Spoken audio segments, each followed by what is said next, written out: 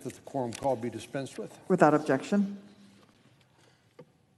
Madam President, here we are following the Thanksgiving holiday, where I hope that people got to get together with friends and family and enjoy a little respite from the hectic schedule here in Congress.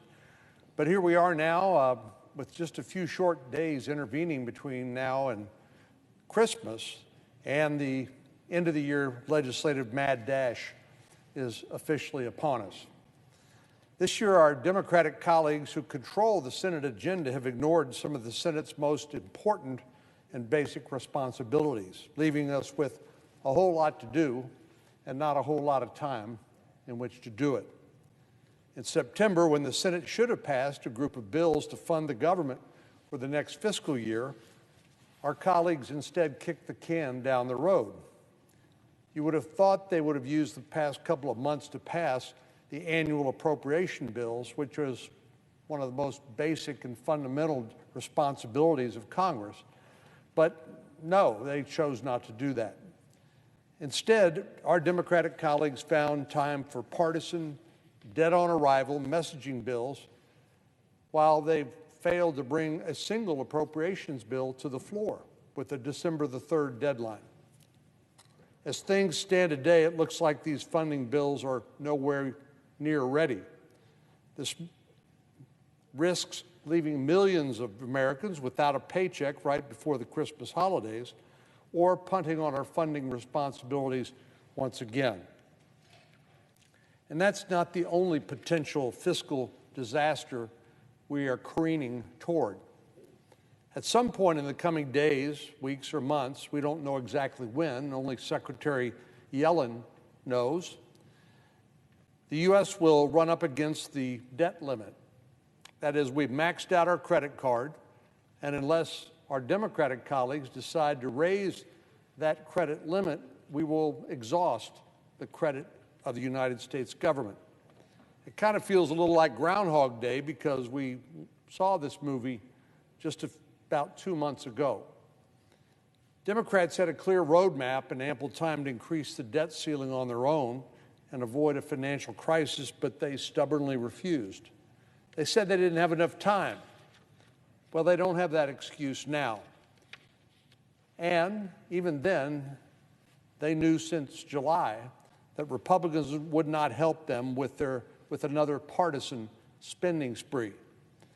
So we find ourselves staring down the barrel of a potential economic crisis, but our colleagues can't blame the calendar or not having enough time again. If our Democratic colleagues want to exclude Republicans and continue spending on a purely partisan basis, they will have to raise the debt ceiling in a partisan fashion.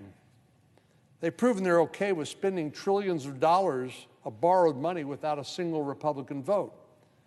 It's not too much to say that they should be held accountable for that reckless course of conduct. Of course, before the Senate addresses either one of those crises, there's another item on the agenda, the National Defense Authorization Act. Congress has passed the National Defense Authorization Act each year for the last 60 years, and for good reason. It's the case, I believe, that our national security is the single most important duty that we have here in the Senate. But this bill has been waiting in the wings for months, ready for floor action. And both the chairman of the Armed Services Committee and the ranking member have had to push the majority leader to actually bring this to the Senate floor, even at this late date. So 2 weeks ago, before the Thanksgiving holidays, the Senate finally began consideration of the Defense Authorization Act. And we hope we can actually do what the Senate's supposed to do, which is to vote on amendments to that bill and then pass it in the coming days. But the fact is, it's nearly December, and the fact that it has not been done yet is simply inexplicable. Now, with such a big to-do list and so little time to do it, you'd think our colleagues would be laser focused on this hefty end-of-the-year agenda: funding the government, avoiding a debt crisis, strengthening our military and supporting our volunteer military forces and their family. None of the Senate's most basic responsibilities have been attended to. And as it stands today, the Senate is only scheduled to be in session for a handful of days before the Christmas holidays. Well, unfortunately, our Democratic colleagues think they have an even more important job to do. Forget the millions of government employees who could be left without a paycheck before the holidays, or the economic crisis that will cripple our country if we defaulted on our debt. Our Democratic colleagues are laser focused on their multi-trillion-dollar tax and spending spree. After months of party infighting and countless iterations of this bill, the Democratic leaders in the House, most notably Speaker Pelosi, finally managed to pass a partisan version of this bill. They couldn't even convince every Democrat to vote for the bill, which is an indication of how problematic it is. What we're talking about is an absolutely massive bill that would increase the role and power of the federal government in Americans' lives in an unprecedented fashion. It would reshape how we take care of our children, our health care system, our energy, our educational systems. Virtually every aspect of American citizens' daily lives would be affected by this monstrosity. And of course, these programs don't come cheap. But Democrats have pulled every gimmick in the book to hide the true cost. They've filled this bill with arbitrary sunsets and cliffs and expirations that make these programs appear to cost less than we know they actually will. One example is the expanded child tax credit. As originally drafted, this policy was a temporary measure in their bill that became law in March, just 8 months ago. Earlier drafts of the so-called Build Back Better legislation would have extended that policy through 2025, even though it seemed all but certain that Democrats would later try to make it permanent. When Democrats needed to cut the overall price tag of the bill to convince their own members to vote for it, the expanded child tax credit was scaled back to a one-year extension. But nothing's really changed. I have no expectation that this or a number of other so-called temporary programs in this bill will actually expire. As President Ronald Reagan once famously said, the closest thing to eternal life on earth is a temporary government program. If all the temporary provisions in this bill are made permanent, it will cost a whole lot more than is advertised. And the budget experts at the University of Pennsylvania's Wharton School of Business have given us an estimate of how much more it will cost. Of course, there's President Biden, who said it will cost zero. Nobody believes that. Others have said, well, it's a $1.75 trillion bill, and I would argue that based on all the budget gimmickry, you can't really believe that either.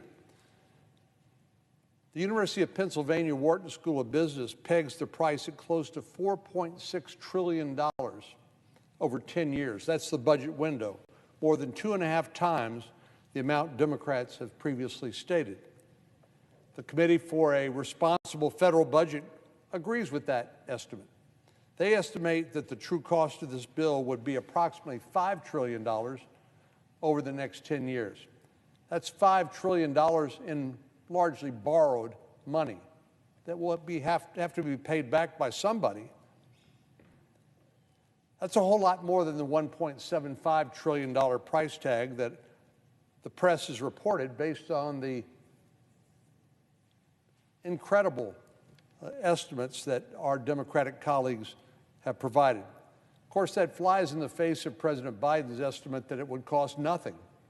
Well, again, we understand that is not true, and the $1.75 trillion price tag is not true either. Last week, I sent a letter to the leaders of the Congressional Budget Office and the Joint Committee on Taxation requesting a true cost estimate for this bill. The American people deserve a full and complete picture of the real-world price of this legislation. And before voting on the bill, every member of the Senate, both Republicans and Democrats, should want to know how much this legislation is going to end up costing the American people. The price tag of this bill is deeply concerning, but that's only part of what makes this legislation so dangerous. As I said earlier, it dramatically increases the role of the federal government in every aspect of our lives. It drives up taxes on working families. It harms our energy security, and it hurts our competitiveness on the global stage, which hands a big win to China. That apparently is the priority for our Democratic colleagues right now, not the looming debt crisis or potential government shutdown. They're focused on legislation that actually does more harm than good. Our Democratic colleagues control the Senate agenda. They control the House, and they control the White House. They control every lever in the legislative process here in Washington, D.C. And this is how they've chosen to use that power. Our Democratic colleagues continue to prove that they are not doing what's best for the American people. If it was, then there would be an effort to build a bipartisan consensus for this legislation. Instead, they're using raw, partisan political power to jam through an agenda that they know will end up costing somewhere around $5 trillion, and that will permanently alter the relationship of the American people to the federal government. For our country's sake, I hope something changes between now and the time we actually take up this partisan tax and spending spree bill that's been passed by the House of Representatives. I yield the floor.